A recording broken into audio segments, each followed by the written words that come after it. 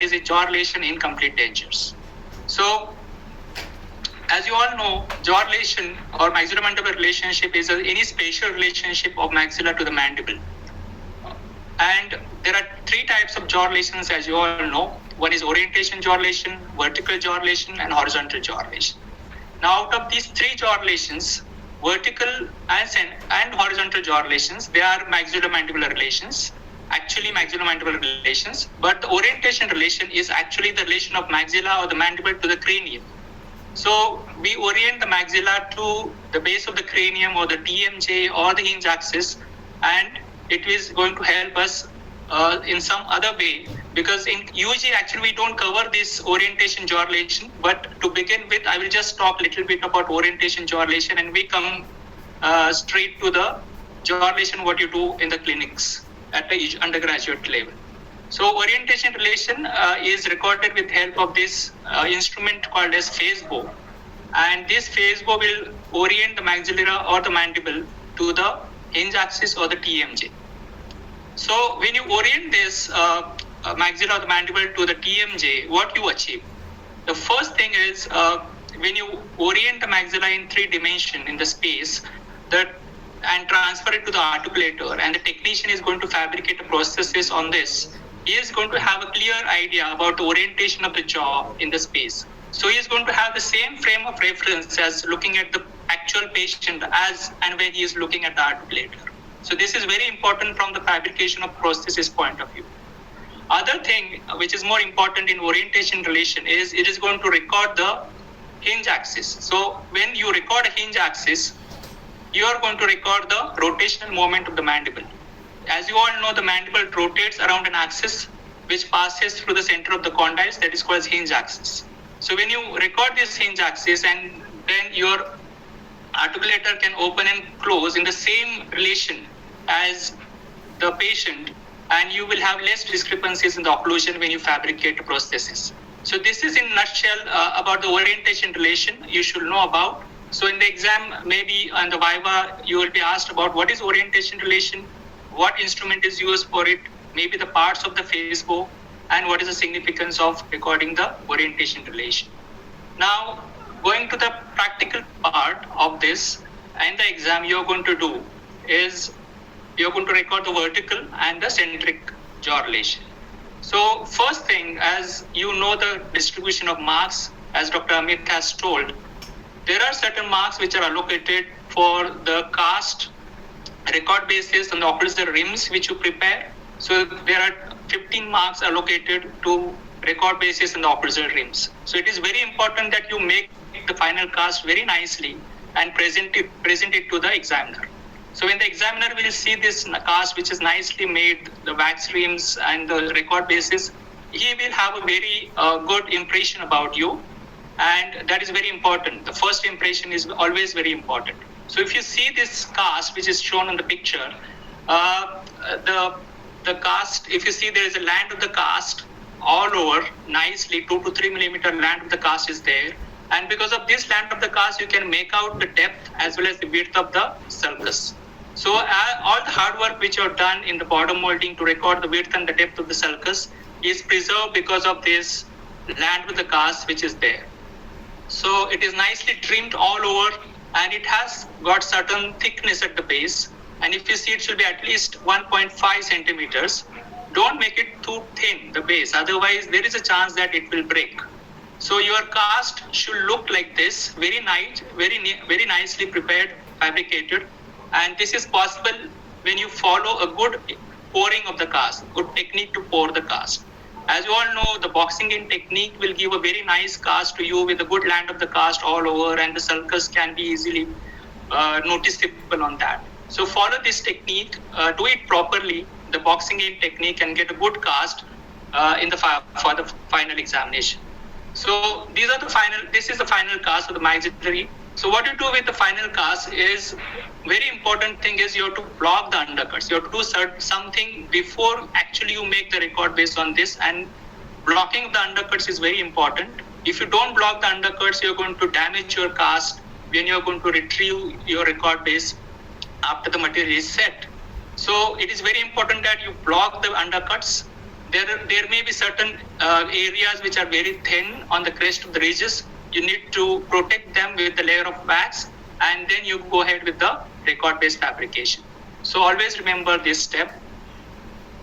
So when you fabricate a record base, if you see this in the picture, you have a clear duplication of the border molding which you did in the final impression. The borders are exactly duplicated what you recorded in the border molding. So this is very important from jaw relation point of view, and the lip support and all those things which you're going to see later in this presentation. And the most important thing is it should not have anything sharp on the impression surface. So if you see this impression surface of the record base, just move your index finger on the borders and all over the impression surface area and feel for any sharp edges. That is very important. If there is anything sharp, the patient is going to be very uncomfortable during the procedure, and he may not give a good jaw relation to you or the right jaw relation to you.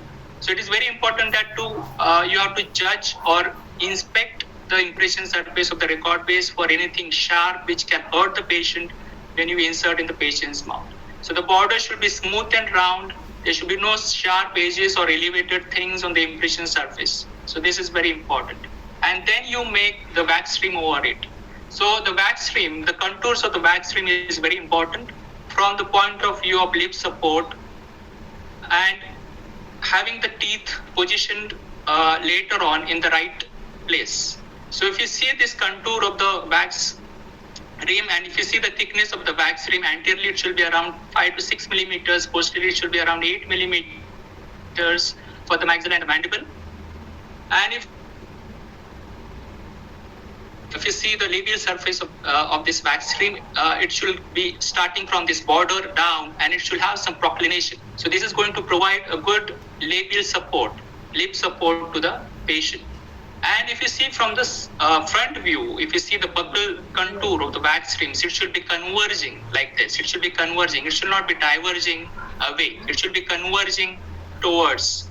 Okay, so this is very important because of the neutral zone concept. The contour of the wax pattern of the denture later on should harness the muscles of the cheeks. Okay, so this is very important before you begin with actual step in the clinically in the patient. So what you're going to do first, you're not going to directly start with recording the vertical dimension. The first thing and the most important thing is check the retention and the stability of the record bases. So how are we going to check the retention? You're going to put this in the patient's mouth and pull it down. So against the path of insertion. So that is the property of a prosthesis which is called as retention. And your record bases should have a good retention. At this point of time, I would like to tell the students that don't rely on denture adhesive powders for retention.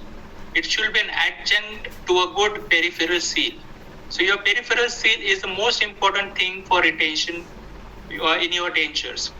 So if you have achieved a very good retention at the stage of border molding, it is surely going to be there at the time of, in the record basis, the time of recording the jaw relation, and it will be transferred to the denture finally. So if there is no retention at the stage of border molding, you are not going to achieve that later on. So please keep in mind that you follow the border molding step very meticulously as shown by Dr. Amit before. And then you're going to check the stability. So how are you going to check the stability of the record basis? You're going to put this in the patient's mouth, and you're going to keep the fingers, index fingers on each side on the occlusal surface of the wax rim, and you're going to give the alternate pressure on that. So if you feel that the record base is rocking, that means there is no stability for the record bases.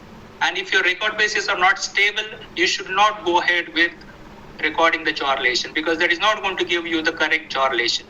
So what mistakes actually the students do is when you make an impression, final impression, and you pour the cast and make the record bases, and you call the patient later after 1 week, and in between you keep the record bases not on the cast but somewhere else as it is going to distort. Okay, so it is very important that when you make the record bases, you keep it on the cast always. Don't keep it away from the cast, and it is going to distort. So the cold cure polymethylmethacrylate or acrylic resin which you're going to use is going to distort if you just keep it out of the cast. So always keep it on the cast and that will ensure that it is not going to change the dimensions. So this is very important before you start with the actual recording of the jaw relation. Now the next step is you adjust the maxillary rim. So maxillary rim, when you adjust, you're going to adjust three things in that.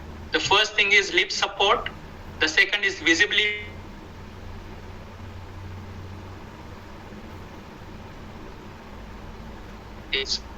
So starting with the lip support. Now this is very common question which is asked to the students. What is the criteria to evaluate proper lip support? Now the first important thing or the criteria for evaluating the lip support is the nasolabial angle. So what is nasolabial angle? Is if you see the angle between the nose and the upper lip, this angle which is formed is called as nasolabial angle. Now if you see this in this picture, on the left hand side, there is too much of lip support. So what is going to happen is the lip, this nasolabial angle is going to be acute. Okay, so that is going to be excessive lip support. So if your nasolabial angle is near 90 degrees, is considered as adequate lip support. So always see from the sides this angle between the nose and the upper lip and see to it that it is near 90 degrees. Okay, so this will give an idea where you got an adequate lip support or no. The other thing is what you have to say is the philtrum. So philtrum, if you see this, there is a philtrum which is obliterated because it is too much of lip support and the philtrum cannot be seen clearly. So it is obliterated because the upper lip is stretched. So, and the third thing, what is more important for lip support is the nasolabial folds. So if you see this nasolabial folds, they should be intact for the elderly people because this is a normal feature of aging and you're not going to eliminate it with the dentures. So which is very important that the nasolabial fold should be seen when you put the upper record base with the rim in the patient's mouth. So if you see this picture again, if you see this nasolabial angle in this patient, it is obtuse. It is obtuse. That means that it is not an adequate lip support. If you see the same patient, now you can see this nasolabial angle which is 90 degrees and it is an adequate lip support. So I hope you understood what is the difference between adequate lip support and inadequate lip supports. So this is the first step which you do when you adjust the maxillary rim, and this is very important from the aesthetic point of view. Always remember that nasolabial angle, then the philtrum and the nasolabial folds. These three things you are going to check the lip support. Now going ahead, next step what you're going to check is the visibility. Now the visibility is checked and it is going to decide how much teeth are going to be visible when you put the denture in the patient's mouth. So the amount of wax ring which you see here is going to decide how much teeth are going to be visible later. Now there is one interesting fact or the correlation which I'm going to tell you is you always try to keep around 2 millimeters of visibility for each and every patient.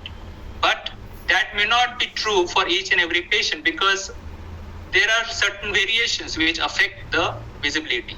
What are these variations? So most important thing is the lip length. Now if you see what is lip length, if you measure a distance between base of the nose to the lower part of the upper lip, this distance is called as lip length. So, and you come across patients where the lip length is very short or lip length is very long, and then you cannot keep the same visibility for each and every patient. So you should know the correlation between lip length and the visibility of the wax rim at the time of jaw relation. So how will you correlate with it? So on average, lip length patients where the lip length is more than 10 millimeters and less than 20 millimeters, you're going to keep this visibility as ideal as 2 millimeters. But if it is short upper lip, then your visibility is going to increase. So it may be 4 to 6 millimeters in those patients. Or if your lip length is long, that means more than 20 millimeters, your visibility is going to be less. It may be 0 millimeters or 1 millimeter or less than that. So in those cases where you find there is a long upper lip, there is an interesting finding that the freeway space is also more in those patients. So in the same way, when we fabricate complete dentures, we try to mimic the nature. So when you try to mimic the nature, when there is a patient with a long upper lip, you give less visibility and more of freeway space. So whatever average freeway space you keep slightly more than that. So because that is what is found in nature, and you try to mimic the nature. So this is a very interesting correlation between visibility with the lip length, which may be short or intermediate or long, depending on how much is the measurement of the lip length. As I have told you, remember this measurement, and there its correlation with the freeway space. So in short upper lip patients, maybe the freeway space required is less, and in long upper lip cases, the freeway space is more. So you have to keep this in mind, and if you can tell this to the examiners, the examiners will be really happy. Now going ahead with the occlusal plane, now it has two components. After you adjust the lip support and the visibility, you go ahead with the occlusal plane. You first adjust the anterior occlusal plane, and then you see the posterior occlusal plane. So if you see on the left side picture, the upper this is done with the help of a Fox plane. Everybody knows what is a Fox plane, and if you see from the front, the occlusal plane should be parallel to the interpupillary line. So if you put this scale here, which is parallel to the interpupillary line, and the Fox plane in the patient's mouth on the wax rim firmly adhered, and they should be parallel to each other. So if there is a canting, you're going to correct it and then make it parallel to it. So it is very important that, and aesthetically it is going to make a lot of difference, because if you don't make this parallel, your occlusal plane is going to have a cant, and it is not going to be aesthetic. The other thing is something called as posterior occlusal plane. Now there is an interesting thing about the ala tragus line. So always you see the ala tragus line. And what is the ala tragus line? Is the line from the base of the ala of the nose here to the tragus. Now there may be some doubt in some patients, in the minds of the students, that which point to take on the tragus. Now it may be a superior point or a middle point or the inferior point. And if you see certain books, some authors have given a superior point, some authors have given a middle point, some authors have given an inferior point.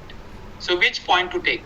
I will suggest to take the middle point on the tragus, okay, and make it parallel. The Fox plane should be parallel to the ala tragus line, with ala is the anterior, ala or the base of the nose here is the anterior point, and the middle of the tragus as the posterior point. And there is a reason for this. If you take the superior border of the tragus, and sometimes your occlusal plane becomes too steep. Okay, so that steep occlusal plane may take your lower wax rim height above the retromolar pad area. So that is not acceptable. So I will suggest you to take the middle point on the tragus, and you mark a line from that to the ala of the nose with the help of plaster and the thread. And you make this Fox plane parallel to it.